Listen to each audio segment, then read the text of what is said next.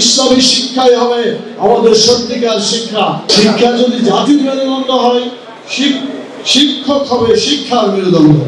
সম্মানিত শিক্ষক মন্ডলী, আপনারা নিশ্চয়ই জানেন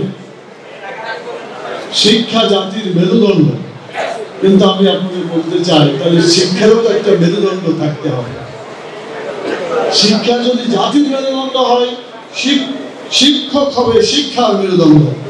শিক্ষক যদি ভালো থাকে, শিক্ষা সত্যিকার অর্থে ভালোভাবে প্রদান করা সম্ভব এবং সেভাবে জাতি গড়ে উঠবে।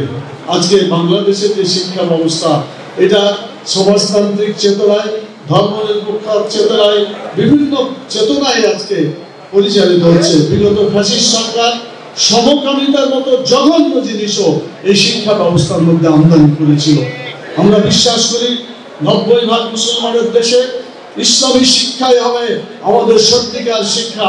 আমাদের শিক্ষানীতি হবে ইসলামী শিক্ষানীতি।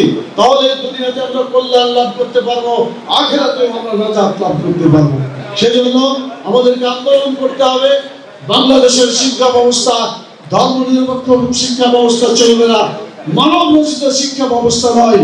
আল্লাহ তাআলা প্রেরিত যে শিক্ষা, মুহাম্মদ রাসূলুল্লাহ সাল্লাল্লাহু আলাইহি ওয়াসাল্লামের যে শিক্ষা তিনি দিয়ে গেছেন, দেখিয়ে গেছেন, সেই শিক্ষাই বাংলাদেশে বাস্তবায়ন করতে হবে।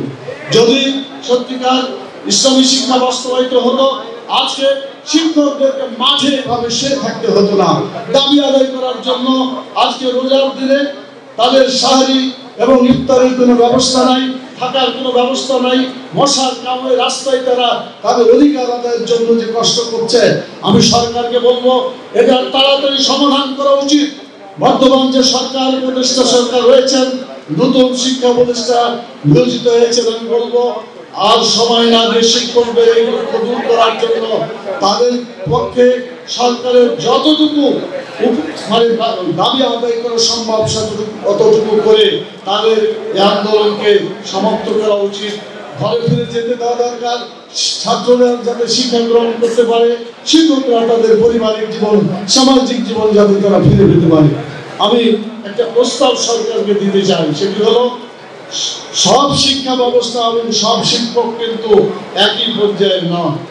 যারা 20-30 বছর আগে রেজিস্ট্রেশন হয়েছে যেসব শিক্ষা প্রতিষ্ঠান, এখন পর্যন্ত যাদেরকে এমপিওভুক্ত করা হয় নাই, শিক্ষকরা কেউ পাচ্ছে না, তাদেরকে অগ্রাধিকার দিয়ে একটা ঘোষণা দেওয়া দরকার যে তাদেরকে তাদের দাবি আমরা মেনে নিলাম।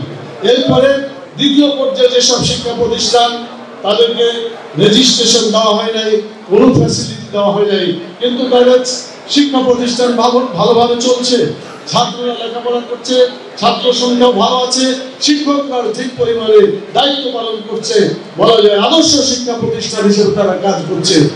এই বিনা বেতনে এই ভালো শিক্ষা প্রতিষ্ঠানগুলোকে দ্বিতীয় পর্যায়ে সরকার যদি তাদের দাবি মেনে নেয়, তাহলে গোটা জাতি আশ্বস্ত হবে এবং সত্যিকার ভাবে এই শিক্ষা আন্দোলন সফল হবে এবং আমাদের দেশের শিক্ষা ব্যবস্থা ক্রমান্বয়ে ভালোভাবে এগিয়ে যেতে পারে।